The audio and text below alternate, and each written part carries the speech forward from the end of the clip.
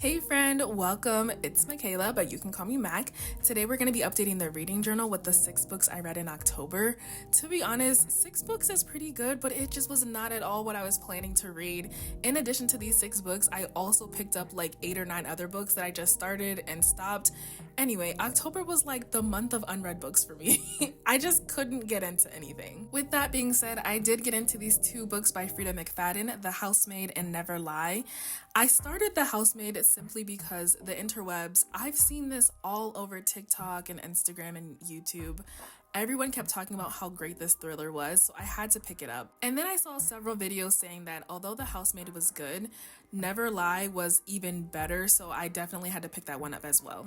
The Housemaid follows Millie as she starts her job of being a housemaid in this gorgeous house to this seemingly perfect family of 3.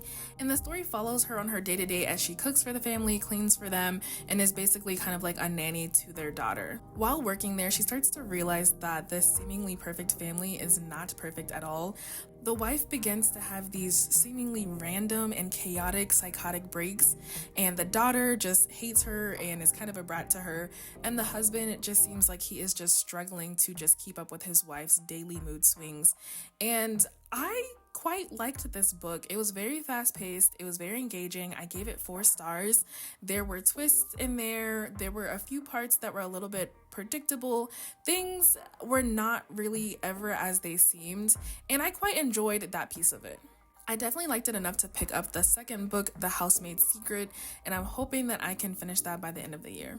As I mentioned, after that, I picked up Never Lie, and although people say this one's better than The Housemaid, I liked both of them. I feel like they're 2 different stories, so I couldn't really compare the 2. They're both pretty good. Never Lie follows newlyweds Trisha and Ethan on their search for their dream house to start their family. So they go to tour this remote mansion that was once owned by Dr. Hale. She was a renowned, beloved psychiatrist who vanished without a trace 4 years earlier.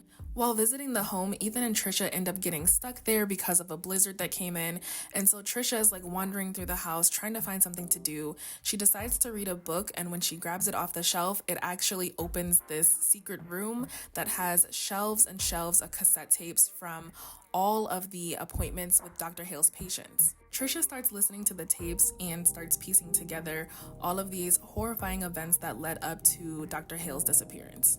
This book also had some twists and turns that I did not see coming, and the author did a great job of setting it up to where you think you know what's gonna happen, and then it doesn't happen.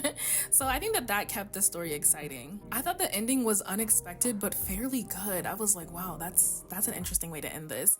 I gave this 4 stars as well. I also read a middle grade graphic novel called Sheets.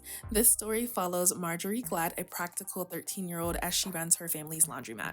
Her daily routine features dealing with unforgiving customers, as well as all the awkwardness and stressors that middle school brings. And on top of all of that, dealing with this guy named Mr. Sabertuck, who is just committed to seeing their downfall so he can buy up their laundromat and start his own business.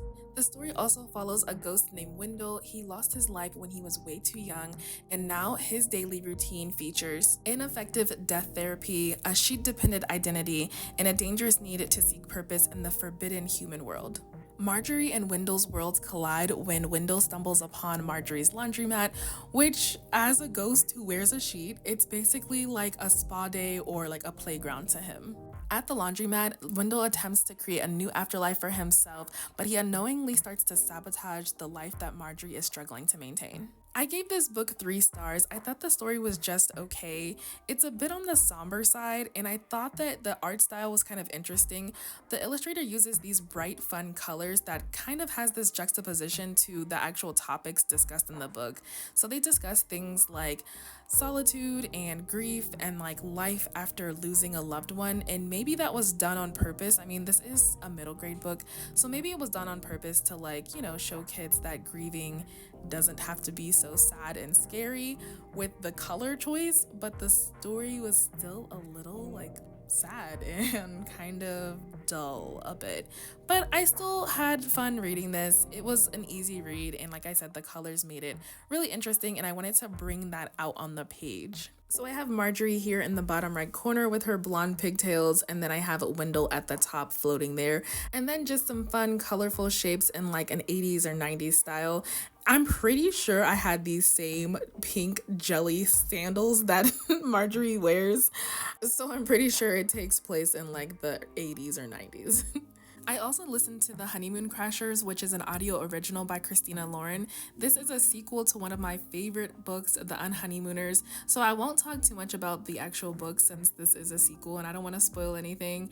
But this was actually really fun because it was like a full cast, it had sound effects and everything. This was my first time listening to a dramatized audiobook, and I will definitely be listening to more in the future because I had such a good time with this. This was a pretty short audiobook. I think it was like maybe 4.5 hours. It wasn't as good as the first one in my opinion, but I still gave it 4 stars because I really liked the experience of like the full cast and the sound effects and the family. I just love their family. They're so funny and supportive, and yeah, this was a good one. I also read Miracle Creek. This is like a mystery thriller where the story unfolds in a courtroom through the different testimonies from each of the witnesses. The story follows this family who own this medical facility that has this pressurized oxygen chamber, which looks like a submarine, hence my attempt to draw a submarine. Anyway, so basically an incident happens where the submarine or the chamber explodes one day and it kills 2 people that were inside. So we're just trying to figure out who did it, what happened, what were the events that led up to it. We're trying to figure out, is it the actual owners themselves? Is it a mom of one of the patients? Or was it protesters that don't actually agree with this medical procedure that goes on? And you find all of this out by reading the different chapters that are told by each of the witnesses and them accounting the events leading up to the incident and also the events at the incident. I like the way that this story was told because you're getting the same events that happened but through different lenses of people and how they perceive them.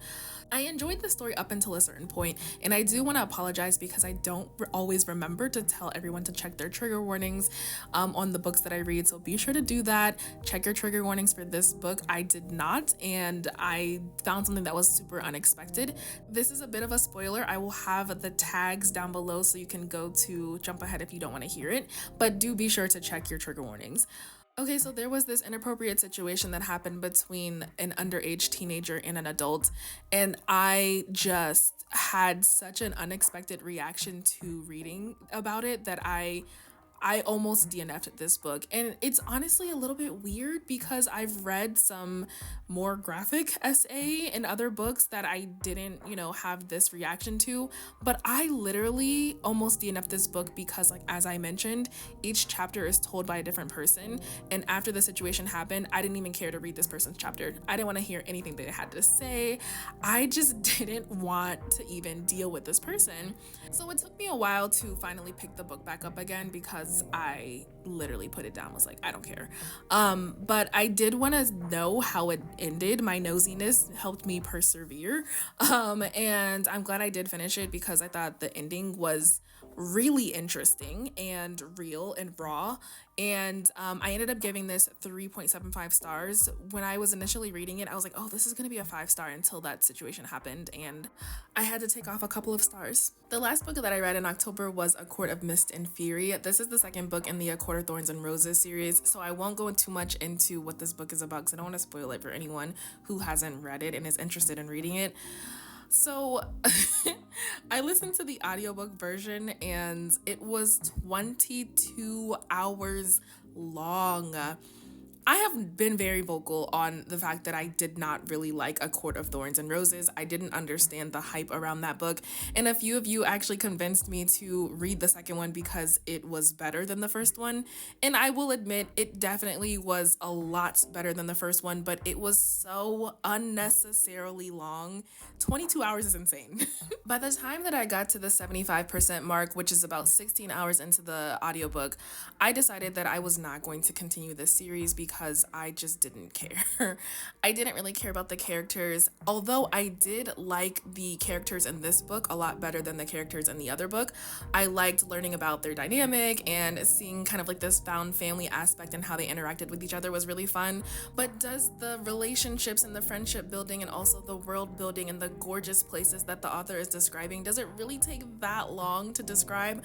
I think it definitely could have been shortened by several pages and several hours. If you're familiar with this book and the memes on social media, everyone's always talking about chapter 55. So once I got to chapter 55, I do understand that if you are a fan of this series, I get why you like that chapter so much. It was fine, it was good. But to me, chapter 56 and on is where everything finally starts to happen. And mind you, that's around the 18-hour mark of this book.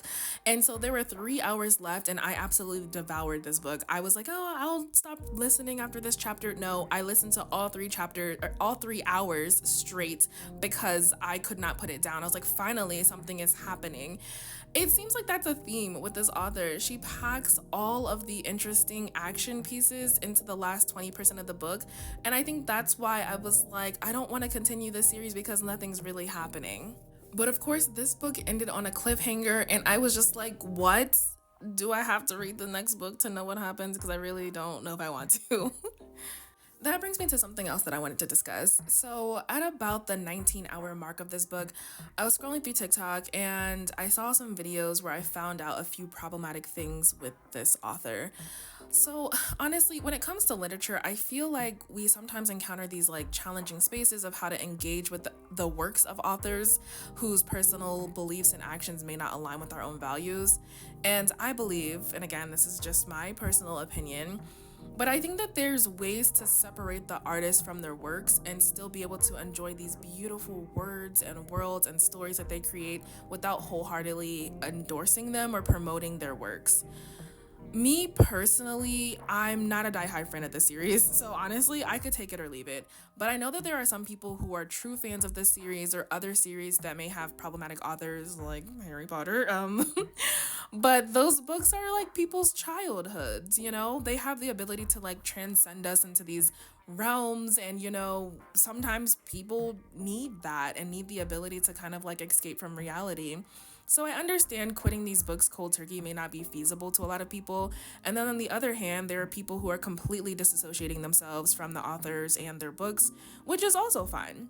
I guess the moral of the story is just respect people's choices if they continue to read books or if they stop reading the books of authors who have since become problematic.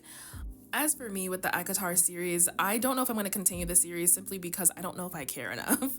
But if I do continue, you probably won't hear about it, friend. I'm choosing to not support the author. Number one, financially, I am definitely not buying these books because I don't like the first and second one enough to buy this entire series. And number two, I don't want to share my journal pages or reviews because I don't want to recommend these books or promote this author in any way. So this will be like my last court of insert 2 words here spreads that you will see on my channel, and I'm honestly only sharing this one because a few of you asked me to read it, so I wanted to be able to share my thoughts and the spreads with you, friend. This was a lot. I didn't mean for it to get this heavy, but these conversations are important, so thank you for being here. And if you are still here and still listening, drop a purple heart in the comment section. I see you. Anyway, here's how the spread turned out. I ended up writing my review off camera because it is riddled with spoilers because, you know, that ending, like what? If you know, you know. And finally, here's a final flip through of all the pages we set up today.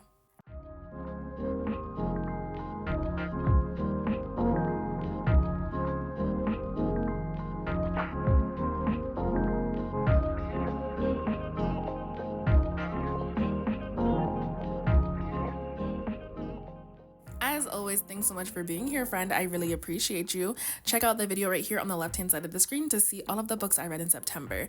Thanks so much for watching. Bye.